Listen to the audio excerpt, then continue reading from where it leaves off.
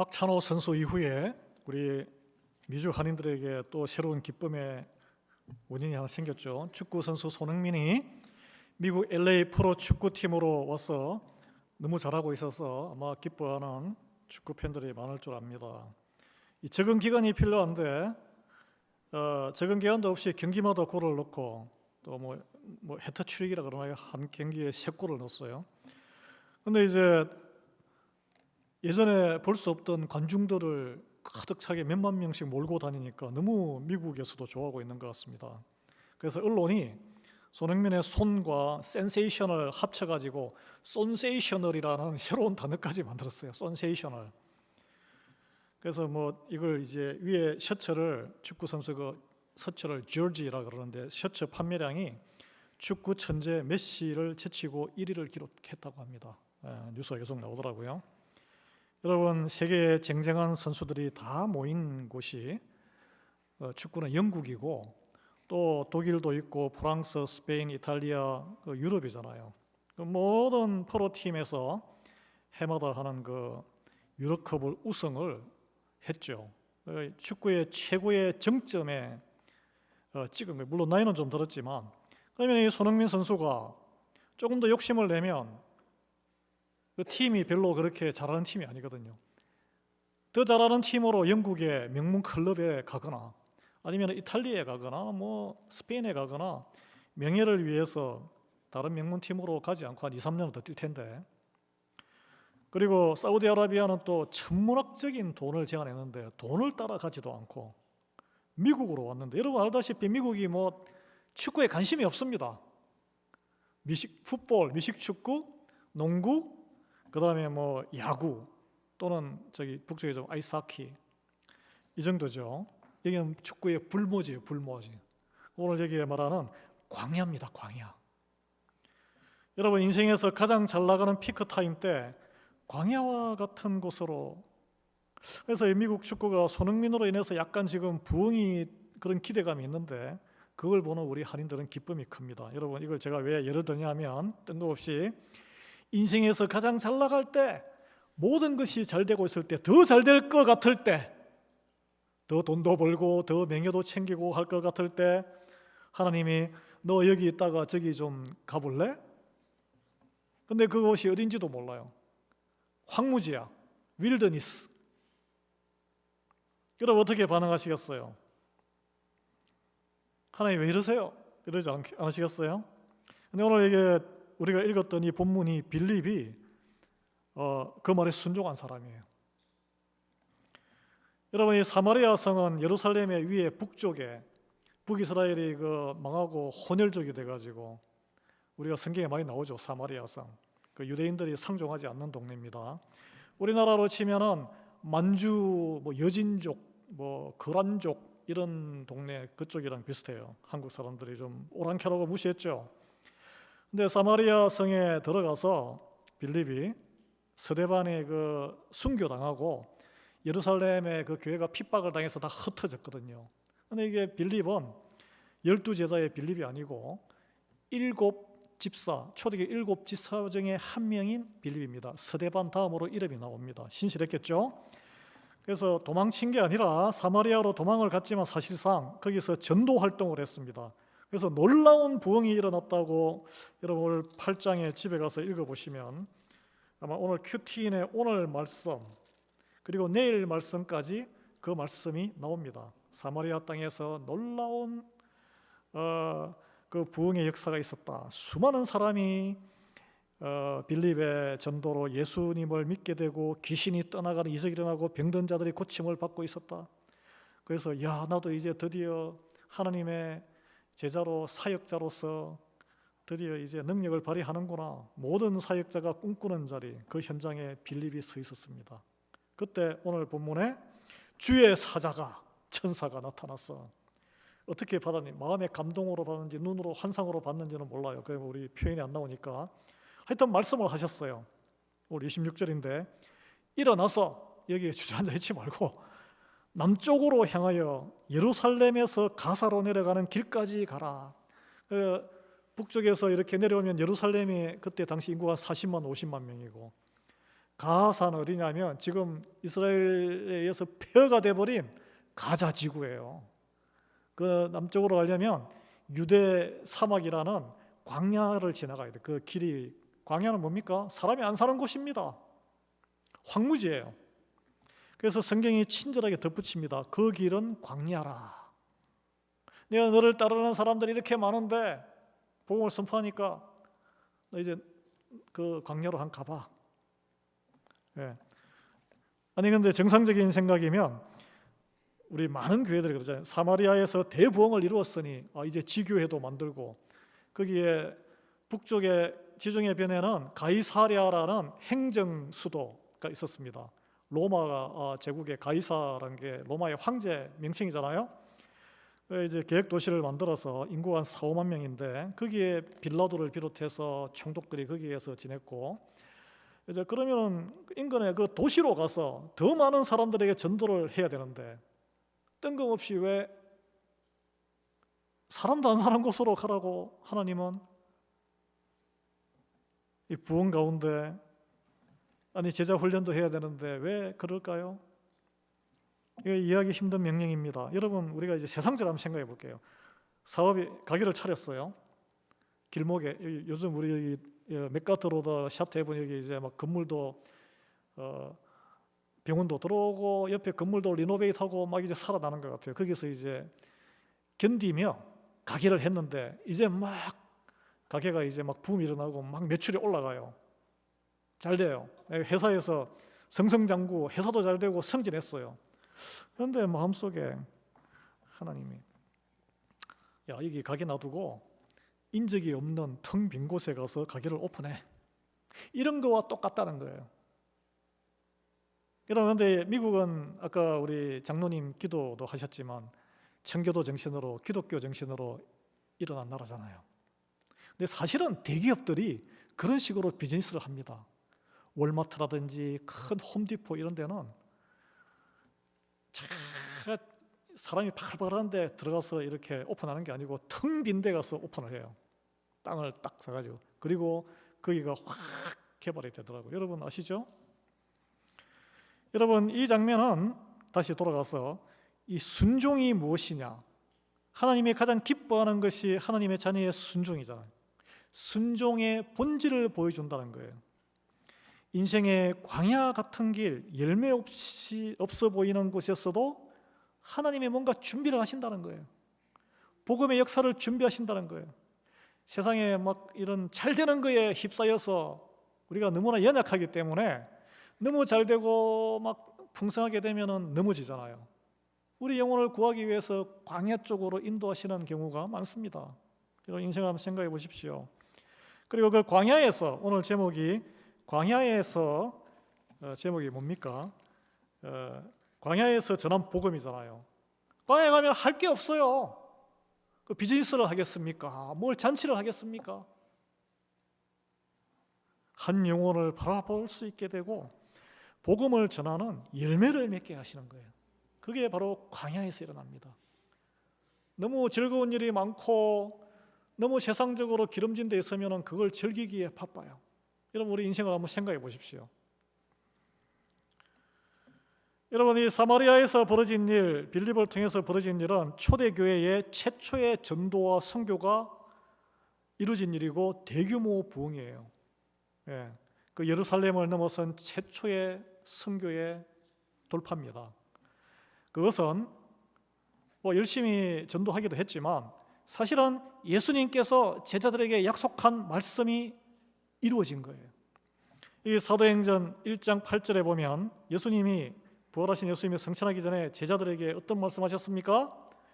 이런 말씀을, 오직 성령이 너희에게 임하시면 너희가 권능을 받고 예루살렘과 온 유대와 사마리아와 땅 끝까지 이르러 내 증인이 되리라. 아멘. 우리는 땅 끝까지 증인이 된 그 사람들의 덕분에 오늘 이 자리에 모이게 된 거예요. 그리고 땅 끝까지 증인이 되는 이 하나님, 예수님의 말씀이 우리를 통해 지금도 이루어지고 있습니다. 믿으시기 바랍니다. 그래서 120명의 제자들에게 다락방에서 기도할 때 성령이 임했죠. 그리고 그들에게 권능이 임했습니다. 어떤 권능입니까? 담대한 증거자, 복음을 전파하는, 또 방언으로 외국어로 말하는 아주 기적 같은 일, 치유하면은 안전병에 일어나는 기적, 그리고 종교에 이렇게 확 쩔어 있던 이들이 이를 갈며 분노하는, 그것도 증거예요. 증거, 권능이에요. 권능. 담대하잖아요. 그 와중에 스데반 집사가, 7집사 중에 첫 번째 이름 나오는 스데반 집사가 순교하죠. 그래서 큰 핍박이 있어서 교회가 다 흩어집니다. 사도들을 제외한 모든 제자들이 온 유대 지방과 사마리아로 뿔뿔이 흩어졌다라고 기록이 되어 있습니다. 그래서 여러분, 무슨 핍박이나 혼란이나 갈등으로 흩어지는 이유는 전도하고 한 영혼을 그 흩어진 곳에서 수확을 하라고 흩으신 거예요. 우리가 보기에는 가슴 아프고 잘 지냈는데 이런 이유가 있어가지고 흩어지다니 너무 아프다, 그렇게 생각하는데 구속사적인 시각으로 해석을 해야 합니다. 예. 그래서 그 가운데 빌립이 사마리아로 가서 전도하고 많은 부흥이 있었다라고 하는데, 그럼 어떻게 했습니까? 사마리아 사람들의 시선은 모두 빌립을 향해서 아주 신령하신 분, 대단한 능력자네. 여러분, 우리 대형교회 목사님 보면은 개척해가지고 큰 교회를 일구신 보면 그런 존경심 있지 않습니까? 있죠. 예, 같습니다. 그래서 사역의 결실을 누리고 그 노하우를 가지고 영향력을 가지고 더 한인들이 많은 도시로, 더 큰 도시로 확장할 수 있는 저로에게 이거는 세상적인 길을 따르는 거예요.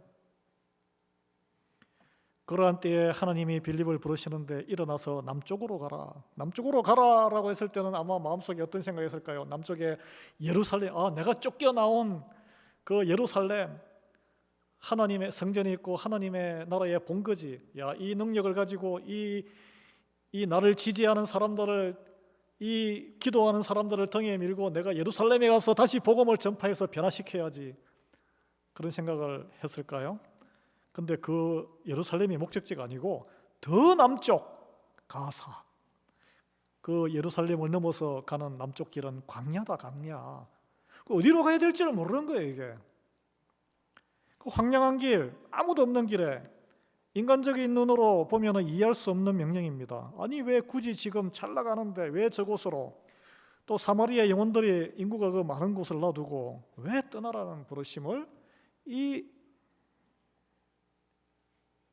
빌립에게 줬을까요? 여기에 우리의 고민이 있습니다. 여러분, 하나님의 말씀을 들을 때는 내가 기대하는 거는 좀 안 맞을 때가 대부분이에요. 순종하기가 쉽지가 않아요. 내가 설득당하기 힘든 비합리적인 때가 많습니다. 아브라함은 그러지 않았을까요? 아브라함도 갈대아의 그 도시 문명에 어떻게 살았는지 모르지만은 편하게 다 문명의 혜택을 누리고 살다가 어디로 갈지 모르는 황량한 전기도, 요즘 시면 전기도 없고 수돗물도 없고 에어컨도 안 나오는 곳으로 너 가봐 하면은 어찌 가겠어요? 처자, 자식은 없었지만 부인하고 자기 그 모성들 데리고 어떻게 가겠습니까? 하나님의 인도하심은 우리의 상식을 넘습니다. 우리의 상식 안에 있으면 그분은 하나님의 목소리가 아닌 거예요. 인간의 조언이죠. 우리가 생각에는 안정과 번영의 길처럼 보이는 것도 하나님이 떠나시라면 떠나야 되고, 아무도 없는 광야의 길도 하나님이 가러 가시면 가야 합니다. 그래서 하나님의 말씀에, 왜냐하면 하나님이 정말 가장 선하신 것으로 우리를, 내 인생을, 우리 가정을, 우리 교회를 인도하신다고 생각하면은 그걸 방해하는 것을 불사지르든지 죽여야 되는 거예요. 내 생각과 내 고정관념과 내 주장을 십자가에 못 박아야 하는 이유예요. 제가 새벽 예배 때인가 수요 예배 때 말씀을 드렸는데, 인근에 미국 우리 교단의 교회가 두 개, 160년 된 교회와 180년 된 교회가 1.5마일 간격으로 있는데, 이제 나 노령화 돼가지고 교회가 쇠락해서 담임 목사 한 명 모시기도 간당간당하고, 그래서 제가 그 노회 그 인사위원회 위원 중에 한 명이잖아요. 합쳐라, 합쳐. 안 합친대요. 건물 안에는 깨끗합니다, 여러분. 관리 잘해가지고. 왜 그러냐, 안 합치냐 그랬더니 아니 여기서 우리 할아버지, 정조 할아버지, 할머니 다 태어나고 세례받고 여기 무덤에 여기 있고 이게 우리 가족의 역사가 여기 있는데 왜 우리가 이걸 놔두고 합쳐야 되냐? 그냥 두 개가 가라앉는 거예요 지금. 시너지 효과 없이. 그래서 다른 미국 목사님이 그러더라고. 아 답답하다. 그래서 어떤 사람이 그 교회를 확 불질러 가지고 홀라당 타버리면은 합쳐질 거라고 극단적인 발언을 하는데 저는 옆에서 그랬어요. 타면은 보험금 받아가지고 거기 그 자리에 또 새로 질 거라고. 웃을 일이 아니고 내 생각과 내 고정관념과 내 주장을 십자가에 못 박지 않으면 말씀을 듣기 힘들고 내 전통만 지키는 거예요. 순종이 힘듭니다. 여러분 그리고 순종은 그래서 털고 일어나는 거예요. 여러분 우리에게 다 익숙한 것이 있습니다. 여러분 여기 텅 비고 시원한 게 어떤 분은 이게 굉장히 불편해요. 성찬 테이블이 뒤에 있는 게 굉장히 불편하신 분이 있습니다. 어떤 분은 이게 또 가운데 있는 게 어느 목사님이 가운데로 옮겼죠. 원래는 여기 있었는데 이 모든에게 다 편한 게 있고 불편한 게 있는 거예요. 이런 거는 다 영혼구원과는 핵심과는 관계없기 때문에 다 문화예요, 문화. 그래서 그러면 빌립이 그 사마리아에 가서 처음에는 아무도 믿지 않았는데 자기가 전도해가지고 믿었는데 열매를 따먹고 싶지 않겠어요? 인간적인 마음이라면. 근데 빌립의 반응이 아주 간단해요. 그 안에 무슨 기도와 고민을 했는 시간은 안 나옵니다. 오늘 27절에 그가 일어나서 갔어요. 그냥 예수님이 말씀하셨잖아요. 가라고. 가서 성부, 성자, 성령의 이름으로 제자 삼으라고. 그러면은 왜냐하면 영혼들을 하나님이 이미 다 준비를 해 놓겠다는 이야기입니다. 가면은 다 챙기지도 말고 그냥 가면은 있다. 가서 그냥 너는 예수 그리스도의 증거자가 되고 제자를 삼으면 된다. 그것이 나를 따르는 길이다. 안 가니까 못 만나는 거고, 안 가니까 전도를 못 하는 거고, 안 가니까 영혼 열매가 안 맺히는 거예요. 그래서 여기 보면은 빌립은 일어나서 갔다. 가려면 일어나야 됩니다. 일어나야 돼. 자리에서 털고 일어나야 된다니까요. 예. 근데 중요한 것은 빌립이 아무 설명을 요구하지 않았습니다. 아니 왜 가야 합니까? 제가 다른 사람도 있잖아요. 저 지금 바쁩니다. 벌려놓은 일도 많아요. 그리고 딸이 또 4명이나 있었어요.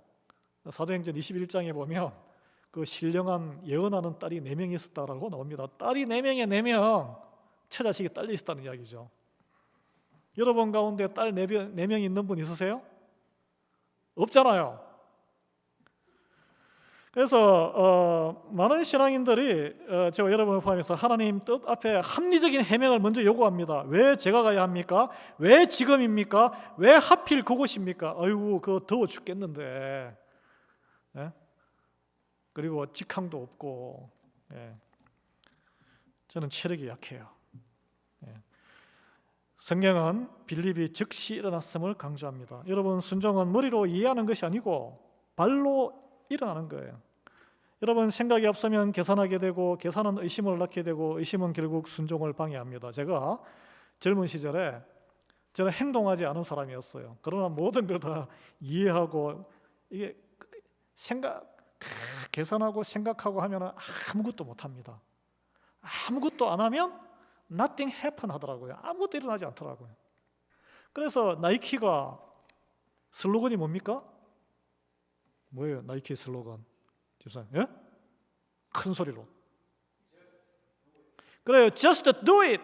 그냥 해봐. 그걸로 세계적인 기업을 이룬 사람이 누굽니까? 동전하나에서 정주영. 그 사람이라고 실패 안 했겠어요? 몇 번 망했어요. Just do it. 하나님 나라의 일이 그래요. 먼저 침노하는 자가 하나님의 나라를 취한다. 아마 여기서 이미 빈손으로 오셔서 성공하신 분들 그 개척 정신으로 just 믿음으로 just do it. 그러면 실패하면 다시 또 그걸로 다시 또 새로운 방법을 찾고 오뚜기처럼 일어나시고 물론 힘들죠. 그래서 많이 시도하신 분이 결국은 순간 이 테슬라를 세운 그 좀 약간 안 좋은 얘기는 하지만 그 사람도 실패를 두려워하지 않는 정신. 순종은 실패하지 않습니다. 하나님의 말씀은 절대 실패가 없어요. 세상은 많은 실패를 내가 다 끌어안아야 되지만 하나님의 이런 실패가 없습니다. 하나님이 다 책임지시기 때문에, 그리고 이 땅에서 실패해도 잃어버릴 게 없어요. 내 영혼을 하나님이 가져가시기 때문에. 그 젊은 한 분이 뭐 정치적인 그 찬반은 있겠지만은 사실은 순교 당했잖아요. 그 인생이 실패했습니까? 실패한 게 아니에요. 그 주님의 부르심에 즉각 반응하는 이 모습은 쉬운 모습 아니죠. 우리에게 도전을 줍니다. 하나님에 대한 신뢰, 말씀에 대한 신뢰가 있기 때문에 가능한 이야기예요. 예. 더구나 이 순간이 최고의 순간, 더 최고가 될 수 있는 순간에 하나님이 시키시면 미련 없이 일어나는 것. 이렇게 일어났는데 하나님이 그냥 모른 채 하시겠어요? 아니에요. 당장은 손해보는 결정 같지만 하나님께서는 더 선하시고 귀한 것, 인생의 가장 큰 성공, 존귀한 영혼 구원을 준비하고 계신다는 거예요. 그게 오늘 스토리예요, 스토리. 그래서 오늘 보면은 우리가 보기에 황당해요. 광야에서 딱 한 사람의 영혼을 구원하기 위해서 그 수많은 사마리아의 전도에 바쁜 그 사람을 뽑아낸 거예요. 한 사람의 영혼을 구원하기 위해서. 예. 갔더니 광야의 길에서 뭐 나그네가 되어서 뚜벅뚜벅 걸어가고 있었겠죠. 아주 거지처럼. 저기 보니까 거대한 군병들이 그냥 아주 화려한 마차에 문지를 일으키면서 예루살렘에서 남쪽으로 이렇게 오고 있는 게 보인 거예요. 그 이제 에티오피아 여왕 간다기의 국고를 맡은 메시, 엄청난 고위관리, 그 한 왕국의 이 재무를 다 담당하는 그런 장관 아니겠습니까? 이 간다기는 이름이 아니고 에티오피아 여왕의 호칭입니다. 우리가 이집트는 애굽은 파라오라 그러죠. 그리고 로마 제국은 시저, 가이사라고 이렇게 돼 있죠. 중국에는 황제라 그러죠. 그 다음에 조선은 뭐라 그럽니까? 왕이라 그러고, 미국은 프레지던트, 한국은 뭐라 그래요? 지금 최고 권력자를 대통령이라 그러잖아요. 그와 같은 겁니다. 이제 예루살렘에서 예배를 드리고 본국으로 돌아가던 중에 이 수레가 끄떡끄떡 흔들릴 거 아니에요. 요즘처럼 쿠션이 있는 것도 아니고. 거기서 옛날에는 두루마리로 된, 양피지로 된 성경책을, 말씀을 그때는 속으로 읽는 게 아니고 눈으로 읽는 게 아니고 크게 읽었어요. 이게 왜냐하면 워낙 귀한 책이고, 그리고 소리 내어서 읽었기 때문에 옆에 들릴 정도로 큰 소리로 읽었다는 거죠. 여러분 상상해 보십시오. 에티오피아에서 예루살렘까지 거리는 1600마일입니다. 그 당시에는 가는데 한 달 걸려요. 한 달. 예배를, 하나님을 사모해서 예배를 위해서, 물론 외교적인 문제도 있었겠지만 여기는 예배를 위해서 드리고 간다라고 이렇게 성경학자들은 해석하고 있습니다. 그만큼 이 사람에게는 뜨거운, 하나님을 향한 뜨거운 마음이 있었던 거예요. 그러니까 끄떡거리는 여러분 차 타고 갈 때도 주무시잖아요. 그래서 보면 시력이 나빠지는데, 그래도 불구하고 이게 말씀을 읽고 있었던 거예요. 자기만 읽는 게 아니고 주변에 부하들도 들을 수 있도록 하나님 은혜를 끼치기 위해서 하나님의 말씀을 크게 읽고 있었던 거예요. 그러나 이해하지 못했습니다. 이렇게 고위관리에 엄청나게 교육을 받았을 거예요. 하나님의 말씀 이해 못합니다. 성령이 임하지 아니하면, 누군가 예수 그리스도를 증거하지 아니하면 이해를 못해요. 왜냐하면 이 성경책은 오직 예수 그리스도를 드러내기 위해서 하나님의 감동 감화로 쓰여진 책이기 때문에 그래요. 예수 그리스도를 만나지 못하고 알지 못하면 성경 읽어도 이해를 못한다는 거예요. 그래서 여러분, 예수 그리스도를 만나고 성령님의 감동 감화가 있기를 축원합니다. 그래서 이제 성령님이 저 사람에게 가보라고, 마음의 감동을, 아무도 없는 광야길에서 딱 마주쳤는데 남루한 나그네 차림의 한 사람, 그리고 호위대가 창을 들고 아주 화려한 수레를 타고 가는 한 왕국의 최고 권력자, 이게 만날 수 있는 장면이 아니죠. 근데 빌립이 뛰어갔어요. 이 놀라운 일이에요. 이게 놀라운 일. 여러분 그럴 수 있었겠어요? 뭐 일국의 장관이 아무리 못 사는 나라라도 하나님의 전도라 그러면 뛰어가서 하겠어. 딱 경호대원한테 맡기겠죠. 근데 놀랍게도 가서 경호대원이 막았겠죠. 근데 이 사람에게 인사를 드리는 게 나는 누굽니다. 자기 소개도 없이 당신이 뭘 성경을 읽고 있는데 당신 읽는 걸 깨닫느냐? 당신 이해하냐고? 당신 이해 못하지? 이 얼마나 무례한 말이에요. 무례한 말입니다. 그래서 그가 읽고 있던 것은 이사야서 53장 7절 8절에 고난받는 주의 종 예언된 예수 그리스도 메시아에 대한 성경 말씀이었어요. 이것은 영적인 본질을 찌르는 질문입니다. 여러분은 성경 말씀을 이해하십니까? 솔직히 저도 옛날에 이게 무슨 이게 마침표도 없고 문장이 왜 이래? 그리고 이 현대어도 아니고 무슨 니라 한이다. 이게 무슨 말이 이렇지? 도대체 이해가 안 되는 거예요. 이해가 좀 되더라도 이게 무슨 황당한 얼토당토하는 이야기 말을 탁 했는데 뭐가 탁 창조돼? 죽은 사람이 어떻게 살아나? 예? 이해가 안 되는 거예요. 그런 시절이 저도 있었습니다. 근데 내시가 솔직하게 고백합니다.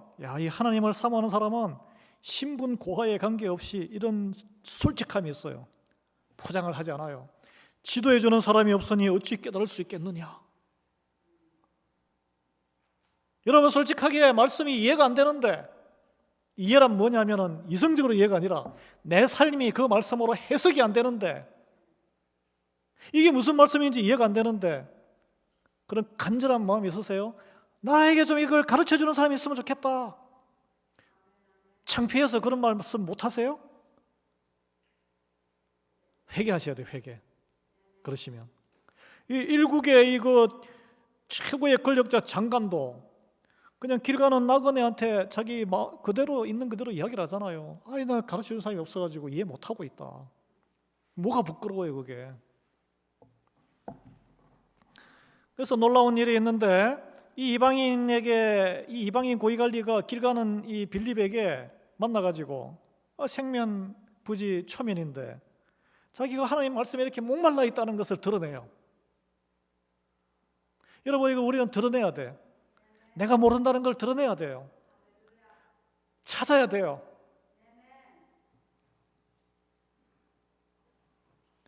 이게 하나님이 빌립을 광야로 보낸 이유입니다. 애타게 하나님의 말씀을 사모하는 한 사람, 하나님을 사랑하는 사람, 이 사람의 영혼을 위해서 그 사마리아의 그 수많은 군중들 그 바쁜 사역을 빼내서 파송시킨 거예요 지금. 근데 이 에티오피아의 이 내시가 그냥 에티오피아의 한 백성이 아니란 거예요. 애굽 밑에 남부 지역, 지금도 에티오피아는 기독교 국가입니다. 네.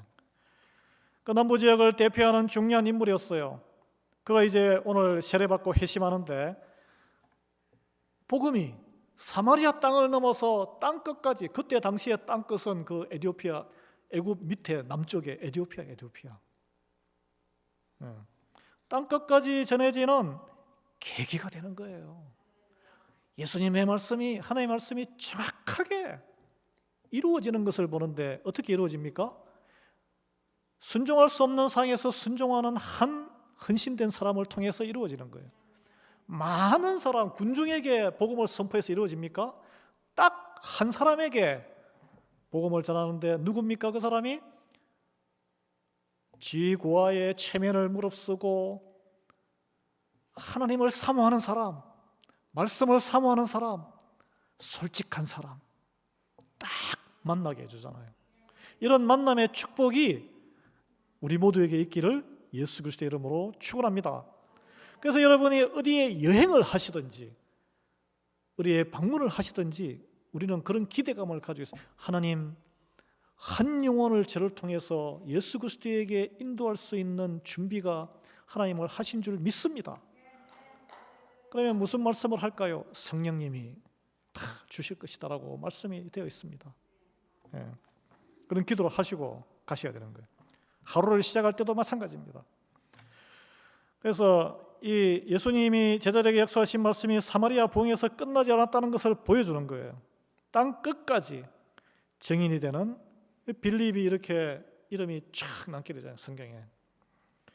그 빌립이 순종했기 때문에 광야에 갔고, 광야에 갔기 때문에 그 만남이 있었고, 또 거기서 담대하게 나아가라는 말씀을, 마음에 그 말씀을 듣고 달려갔기 때문에 우리 같으면은, 보통 사람 같으면은 정말 위축돼 가지고 아유, 저 행렬이 어리어리한데 내가 이렇게 무슨 자격으로 그에게 다가갈 수 있을까? 안 됩니다, 하나님. 아마 그런 갈등이 있었을 것 같아요. 하나님 앞에는 두려움이 없습니다. 여러분, 오늘 제가 여쭙겠습니다. 여러분에게, 여러분 설교 말씀이 들립니까? 성경의 본문 말씀이 깨달아져요? 평상시에 성경이 읽혀집니까? 이해가 됩니까? 말씀으로 여러분의 삶이 해석이 됩니까? 해석이 안 되고 성경 말씀이 안 읽혀지는데 왜 교회의 여러 교육 프로그램과 나눔을 피해 다니십니까?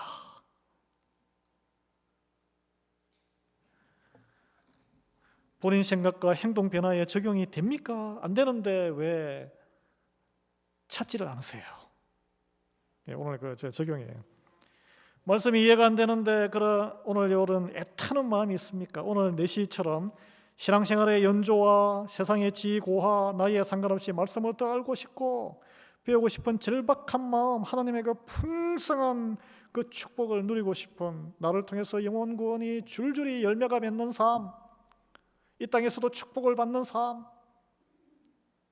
그런 길이 있는데 왜 안타깝습니다. 여러분, 한 영혼의 가치는 오늘 이걸 통해서 천하보다 크다는 걸 알 수 있어요. 자, 우리가 보통 생각할 때 사마리아에 큰 부흥을 했으니까 이제 예루살렘의 대도시나 40만 대도시에 가든지 아니면 가이사라의 그 로마 제국의 권력이 딱 있는 그 계획도시 로마 제국과 맞서서 네가 복음을 선포해서 이겨라 라는 미션을 주지 않았다는 거예요. 그냥 광야로 가라, 광야로. 우리의 가치관을 흔듭니다.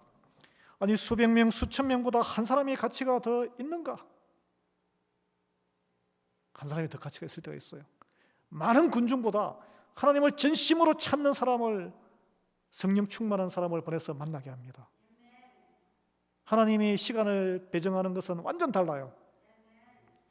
하나님의 효율성은 다릅니다. 하나님의 효율성은 그 믿음과 하나님을 찾는 그 퀄리티와 양에 비례하는 거예요. 예수님의 말씀처럼 마가복음 8장 36절, 한 영혼이 온 세상보다 귀합니다. Seeker, 찾는 자에게 보내는 거예요. 여러분, 하나님은 많은 군중보다 말씀과 천국에 하나님의 목말라 하는 한 사람을 먼저 보셨어요. 말씀을 사랑하고 그러나 깨닫지 못해 답답해 하시던 그 내시의 마음을 보신 거예요. 그래서 빌립을 보내서, 성령 충만해 있던 빌립을 보내서 그 목마름을 채우신 것입니다. 그 성령님이 그때만 역사하시고 오늘은 역사하지 않으시겠습니까? 그러면 하나님이 그때는 살아계셨고 지금은 안 살아계신다는 논리와 같습니다. 지금도 똑같이 역사하시는 거예요. 그래서 교회의 큰 일이나 그냥 뭐 이렇게 하는 것보다 잊혀진 한 영혼을 구하기 위해서 하나님은 광야, 우리를 인생의 어려움에 처하게 하실 때가 있다는 거예요. 그래서 우리가, 여러분 다 성도잖아요. 인생의 어려움과 뭔가 안 되는 일이 있다 그러면 그때 딱 해석을 하셔야 돼요. 이 사건과 이 상황을 통해서 내가, 하나님께서 한 영혼을 주님께로 인도와 구원하도록 지금 나를 파송하셨구나. 그런데 우리는 보통 어떻게 합니까? 아유, 상황을 좀 편하게 해결해 주세요라고 막 그냥 빌면서 그렇게 기도하는 습관에 좀 젖어 있죠. 그래서 여러분이 어려움이 있을 때 이 내시와 같은 사람이 주변에 있는가, 이 말씀에 목마른 사람이 있는가를 쳐다보셔야 되고, 무엇보다 또 내 자신이 하나님 말씀에 향한 목마름이 있기를 예수 그리스도의 이름으로 축원합니다. 그래서 빌립의 이 순종으로 복음의 핵심을 증거하는 자리로 이어지는데, 내시가 즉시 이제 깨닫게 되잖아요. 말씀을 깨닫게 됩니다. 여러분도 이걸 해석해 주시는 분이 돼야 돼요. 본인이 해석이 안 되면 해석을 도와줄 수 있는 분을 찾아가시든지 기도를 하셔야 돼요. 예. 그래서 성령의 인도의 목적은 뭐냐? 우리 문제 해결이 아니란 거예요. 인생의 문제 해결이 아니고 그는 자동적으로 이렇게 하나님이 알아서 하시는 거고, 예수 그리스도의 복음을 증거하여 죄인을 구원하는 것이란 거예요. 예. 여러분께서 어떤 세상적인 복락만으로 모든 것이 다 하나님의 길이다라고 하시면 뭔가 something 잘못된 생각이란 거예요. 물론 예수님을 믿어서 세상적으로 복락을 누리는 길이 열립니다. 열려요. 평강이 있고 화평이 있고 결국 eventually는 다 잘 됩니다. 그러나 또 하나님의 능력으로 인간이 할 수 없는 것을 할 수도 있어요. 교회를 통해서 병이 나은 분도 계시고, 또 위로를 받고, 낙심한 자에게는 삶의 소망을 일으키시고, 삶의 목적이 생기고, 또 이기적이었던 사람, 왜 이기적이냐 하면 불안해서 그렇거든. 불안해서 삶이 불안해서 여러 장치를 마련하다 보니까 이기적이 되는데, 하나님이 다 공급하시는 걸 믿으면 사랑이 넘치는 사람으로 변하게 됩니다. 이제 그런 공동체가 초대교회인데 우리 교회도 그런 공동체가 되었잖아요. 그러나 이 모든 것 위에 왜 그런 걸 주시냐면 한 영혼을 사망에서 살려내는 영혼 구원을 위해서 그렇다는 거예요. 그래서 우리가 깨닫지를 못해요. 세상에 이렇게 좋은 거에 젖어가지고 깨닫지를 못하기 때문에 고난을 주시는 거예요. 여러분, 제자들이 성령 충만했는데 서로 나눠주고 사랑하고 좋았는데 딱 고난이 닥치잖아요. 핍박이 닥치잖아요. 자기가 살던 동네 예루살렘에서 살 수가 없게 되잖아요. 그래서 그 고난을 통해서 십자가 복음의 증거자가 될 수 있도록 하셨어요. 갔더니 살려내야 할 갈급한 영혼들이 너무 많은 거예요. 하나님의 또 말씀을 애타게 찾는 한 영혼을 만나도록 광야까지 간 거예요. 여러분, 저는 이걸 질문하고, 여러분 가운데 지금 인생길이 오래 신앙생활 했는데 마치 광야길을 걷는 것처럼 삭막하신 분이 계실 거예요. 그래서 그 길에서 계속 기도를 하고 인생의 세상적인 해결책만을 찾고 계신 분이 계실 수 있습니다.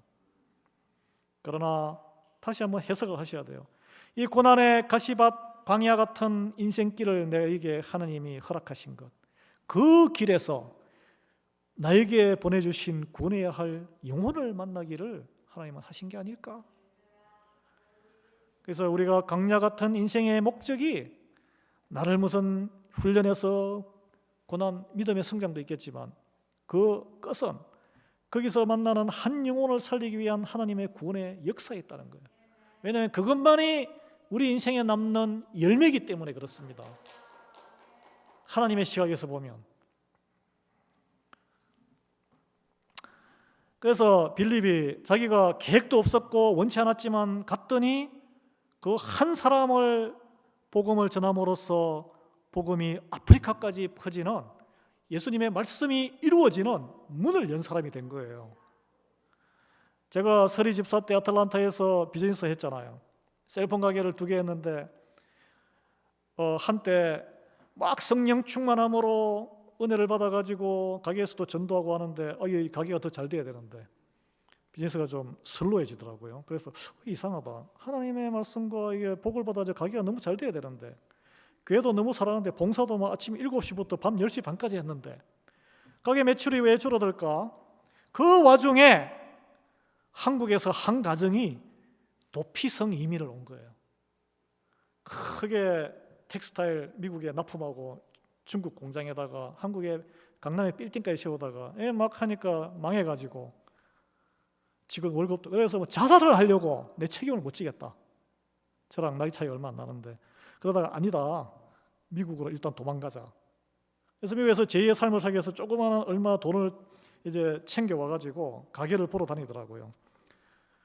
그러면은 저는 매출이 좀 줄면은 어떻게 생각했겠습니까? 약간 부풀려서 보통 할인들이 생각하듯이 가게 좀 비싼 값에 딱 팔고 머니를 마이 파켓에 딱 챙기면은 뭐 아는 사람도 아니고 끝이죠. 보통 그렇게 하잖아요. 근데 저는 그때 성령 충만한 은혜 가운데 있었기 때문에 그분들에게 전도했습니다. 가게 안 팔았어요. 그리고 교회로 인도했습니다. 한 가게는 또 쭉쭉쭉, 한 가게는 팔았지만 한 가게는 쭉쭉쭉 매출 줄여가지고 그냥 제가 폐업 예배 드리고 폐업했어요. 그분들 지금 미국에 잘 정착해서 신실한 성도가 되었고 장로감이에요, 장로감. 세상적으로도 아들이 다 잘 됐어요. 성령님이 예수님으로 큰 기쁨을 알게 된 저를 가게 비즈니스가 더 흥왕해서 돈 버는 즐거움에 빠지는 것보다 가게 매출을 줄여서 힘들게 한 것은 또 그때 마침 사업으로 망해서 자살을 직전에 탈출해서 공고한 영혼의 한 가정을 만나게 하시고, 그래서 그들의 어려움을 이해하게 만들고 그들의 영혼을 구원하게 하기 위한 계획이었다는 거예요. 내가 막 사업에 승승장구했으면은 그 사람들의 어려움이 보였겠어요. 여러분들도 인생이 세상적으로 어려워진다고 너무 위축되지 마시기 바랍니다. 위축되지 마시고 하나님은 다 계획이 있으시고 다 여러분 구해내십니다. 하나님은 낙심하고 하나님의 은혜가 필요한 갈급한 한 영혼이, 한 가정이 여러분을 통해, 여러분의 그 어려움을 통해 구원으로 인도받게 하기 위해서 주시는 고난의 선물이라는 거예요. 그런 재해석을 하시기 바랍니다. 그래서 세상적인 문제 해결에서 나아가서 주변에 하나님을 찾고 있는 그 한 영혼을 알 수 있는 영적인 눈을 열어달라고 기도하시기 바랍니다. 예, 같이 기도하겠습니다. 거룩하신 하나님, 빌립처럼 순종의 사람 되기를 원합니다. 사마리아의 부흥을 내려놓고도 주님의 음성에 즉각 반응했던 그의 믿음을 오늘 우리에게도 허락하여 주시옵소서. 우리의 길이 광야와 같이 보여도 그곳에서 복음이 전해지고 한 영혼이 구원받는 역사가 일어남을 믿습니다. 우리를 성령의 도구로 사용하여 주시옵고 한 영혼을 귀히 여기는 주님의 마음을 본받게 하옵소서. 예수 그리스도의 이름으로 기도드립니다. 아멘. 찬송 185장 찬송.